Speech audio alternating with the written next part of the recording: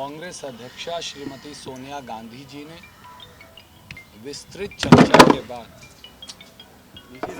इसीलिए मैं कहा मैं इंतजार कर लेता हूँ। बस ठीक है, नीचे रख दो मेरे भाई, नीचे रख दो, लेट है नीचे रख दो। ठीक है, can we start again? Yes sir. नमस्कार साथियों, कांग्रेस अध्यक्षा श्रीमती सोनिया गांधी जी ने विस्तृत चर्चा के बाद आज कई महत्वपूर्ण निर्णय लिए, जिसमें उन्होंने एक पॉलिटिकल कमेटी का गठन किया, एक टास्क फोर्स 2024 का गठन किया और जिसके अंदर उन्होंने जो व्यापक कार्यक्रम करने हैं उसके लिए एक विशेष कमेटी का गठन किया। आगे आने वाले प्रांतीय चुनाव और 2024 तक के देश के चुनाव के लिए एक दृष्टि, एक रास्ता, एक स्पष्ट सोच और देश के संविधान और कांग्रेस के सिद्धांतों के लिए लड़ने का एक प्रशस्त प्रतिबद्ध श्रीमती सोनिया गांधी जी ने अपने इस निर्णय से कांग्रेस जनों और देश के समक्ष रखा है। उनमें से जो टास्क फोर्स 2024 का गठन किया है श्रीमती सोनिया गांधी जी ने, आज लगभग 11-12 बजे हमने उस निर्णय को लोगों के समक्ष रखा था और दोपहर बाद ही उसकी बैठक आज हुई और हमने ये निर्णय लिया है कि ये टास्क फोर्स 2024 हर 48 से 72 घंटे में मिलेगा और ज़रूरत पड़ी तो कई दिन इकट्ठे चर्चा करेगा, बाकायदा उन सारे मुद्दों पर जिसके लिए अधिकृत किया गया है, वो चाहे संगठन के मुद्दे हों, चाहे वो चुनाव की मैनेजमेंट का मुद्दा हो, चाहे वो वित्तीय प्रबंधन का मुद्दा हो, चाहे वो मीडिया मैनेजमेंट और कम्युनिकेशंस का मुद्दा हो, चाहे प्रभावी तरीके से जनता तक, ज़मीन तक हमारी बात पहुंचाने के मुद्दे हों, इस पर एक बाकायदा ब्लूप्रिंट हम तैयार कर कांग्रेस अध्यक्षा जी राहुल गांधी जी उनके समक्ष रखेंगे, कांग्रेस कार्य समिति के समक्ष रखेंगे, ताकि इस पर त्वरित तौर से यानी तेजी से कार्यवाही हो पाए। To put it very briefly in English, दोस्त, आज ही टास्क फोर्स 2024 का श्रीमती सोनिया गांधी जी द्वारा गठन हुआ है।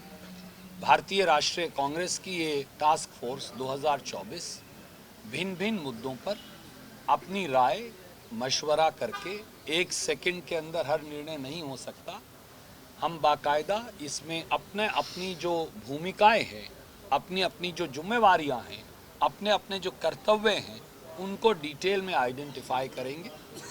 उनको सारे मुद्दों को आइडेंटिफाई करके कांग्रेस अध्यक्षा जी राहुल गांधी जी उनसे चर्चा करके उसके बाद हर व्यक्ति सामूहिक तौर से सब मुद्दों को भी देखेगा और व्यक्तिगत तौर से किसको क्या जिम्मेवारी दी जाएगी, यही समूह उस पर निर्णय कर लेगा।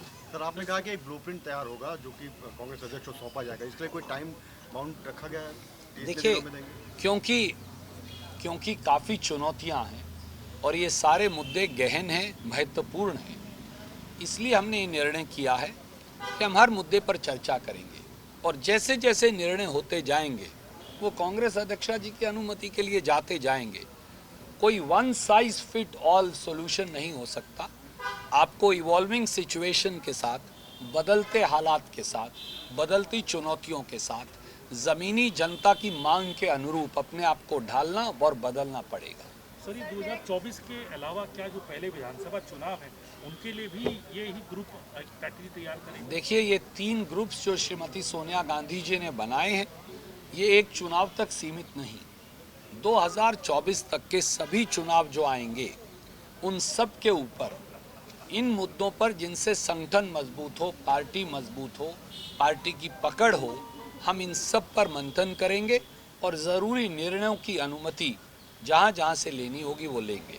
Friend, I continue to be amazed by the subservient attitude to propagate government agenda by very, very dear friends in the media, whom I greatly respect and admire.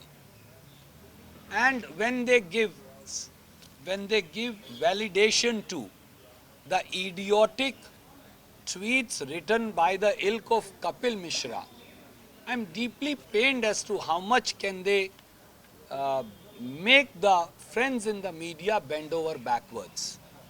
If you are going to take an idiotic person like Kapil Sharma now seriously, then I'm sure it doesn't bode well for an independent, free thinking media.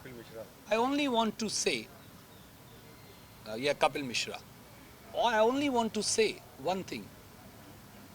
It is the culture of our country, as also the world leaders, to meet various people. I may have a difference of opinion with you. You may have divergent opinion completely contrary to my interest. But people meet, they get a picture clicked. Getting a picture clicked is not an act of terror, nor is it an anti-national act. And if this is the criteria, may I ask, why was Prime Minister Modi meeting up with the same person? Why was Prime Minister Modi actually having a formal engagement with the same person? Does it mean Modi ji has endorsed the entire agenda and every anti-India remark or every remark against our interest by that person? Will the media dare to ask the Prime Minister and the BJP spokesperson that question? Can we then by that implication also ask if Kapil Mishra is the determinant of press freedom? Then may I ask, will media ask why did Prime Minister go to Nawaz Sharif's house? That also uninvited. When Pakistan exports terror to India every day, why did Prime Minister take President Xi Jinping for a Jhula ceremony to Gujarat when China has occupied our territory? Why did Prime Minister take Mr. Nirav Modi to Davos and the picture with him when he is a bank fugitive and a fraudster? Why was Prime Minister addressing Mehul Choksi as a Hamare Mehul Bhai in a gold function of Government of India, in a public function, when he is a bank fraudster and a fugitive? I think we can't attribute everything just because I've got a picture clicked with him or with another friend.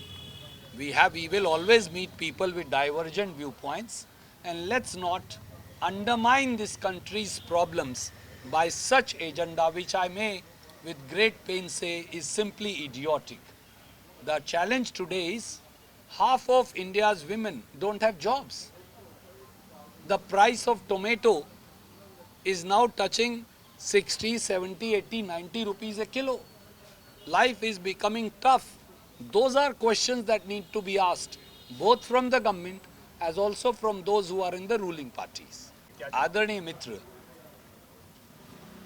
Kapil Mishra जैसे बुद्धिहीन व्यक्ति के कहने से media के मित्र जब झुककर सरकार का सरकारी एजेंडा चलाते हैं तो सबको दर्द होगा, कम से कम मुझे होगा, क्योंकि मैं आपका बहुत सम्मान करता हूं व्यक्तिगत तौर से भी और मेरा राजनीतिक दल भी आपका सम्मान करता है। ये दिखाता है कि मोदी सरकार कैसे मीडिया के मुंह पर कपड़ा बांधकर अपना एजेंडा चलवा रही है। मुझे बताइए, राजनीतिक जीवन में आप बहुत सारे ऐसे लोगों के साथ फ़ोटो खिंचवाएंगे जिनसे आप असहमत हैं, जिनका विचार आपके मुल्क के विचार से मेल नहीं खाता, फिर भी वो आएंगे, आपसे मिलेंगे, आप मंत्रणा करेंगे, आप विचार विमर्श करेंगे, आप उनसे असहमत होंगे। तो ये ना तो राष्ट्र विरोधी है, ना ये कोई टेररिस्ट एक्ट है। और अगर ये सच है तो उसी ब्रिटिश सांसद के साथ प्रधानमंत्री जी मिले थे, उसी ब्रिटिश सांसद को मोदी जी ने अलग से मीटिंग दी और लंबी मंत्रणा की, तो क्या मोदी जी ने सारी भारत गतिविधियों को सही ठहराया? क्या ये प्रश्न मैं उन भाजपा के मित्रों से पूछ सकता हूँ? क्या मोदी जी वो मिले तो फिर अब मोदी जी भी राष्ट्र विरोधी हो गए क्या? मोदी जी अगर नीरव मोदी को डावोस लेकर गए तो क्या मोदी जी उस बैंक फ्रॉडस्टर के पार्टनर हो गए? मोदी जी अगर मेहुल चौकसी जो बैंक का फ्रॉडस्टर है उसे हमारे मेहुल भाई कहकर पुकारते हैं, तो क्या मोदी जी से मेहुल चौकसी के पैसों की रिकवरी होनी चाहिए? मोदी जी फिर नवाज शरीफ से मिलने क्यों गए थे, वो भी बगैर बुलाए मेहमान की तरह पाकिस्तान? इसलिए इन बचकाना बातों को छोड़कर देश के गंभीर और जिम्मेवार मीडिया को ये सवाल पूछना चाहिए कि देश की हमारी जो आधी आबादी है महिलाएं, आज ही अखबार में खबर है कि उनके सारे रोज़गार चले गए, उनके पास रोज़गार ही नहीं। टमाटर लाल होकर 70, 80, 90 रुपए किलो बिक रहा है, टमाटर का तड़का घर के खाने में लग नहीं पा रहा। ये सवाल हैं, ये मुद्दे हैं जिनका जवाब पूछना चाहिए, ना कि किसी कपिल मिश्रा की बेवकूफ़ाना हरकतों में हमें आ जाना चाहिए। ਬਾਬਾ ਯਾਮੀਨ ਬੰਗਾਲੀ ਪੰਜਾਬ ਦੇ ਨੰਬਰ 1 ਤਾਂਤਰਿਕ 골ਡ ਮੈਡਲਿਸਟ, ਬੰਗਾਲ ਤੋਂ ਸਿੱਧੀ ਪ੍ਰਾਪਤ, ਪੱਕਾ ਕੰਮ ਪੱਕਾ ਹੱਲ, 101% ਦੀ ਗਾਰੰਟੀ, ਅਸ਼ਟਾਮ ਪੇਪਰ ਸਮੇਤ। ਸਭ ਤੋਂ ਪਹਿਲਾਂ ਕੰਮ ਕਰਨ ਦਾ ਵਾਅਦਾ, ਨੌਕਰੀ, ਪ੍ਰਮੋਸ਼ਨ, ਕਾਰੋਬਾਰ 'ਚ ਪਰੇਸ਼ਾਨੀ, ਘਰ 'ਚ ਝਗੜਾ, ਬਰਕਤ, ਔਲਾਦ ਕਹਿਣੇ ਤੋਂ ਬਾਹਰ ਹੋਣਾ, कोर्ट केस, तलाक, प्रॉपर्टी डिस्प्यूट, गुप्त रोग, पुराना दर्द, पति पत्नी चनबन, जादू टोना, मनमोहनी वशीकरण करवाना या तुड़वाना, सौतन दुश्मन तो छुटकारा सदा लई, रुस्से नूं मनाउणा, प्यार मोहब्बत। संपर्क करो बाबा यामीन बंगाली 96 435 032 21।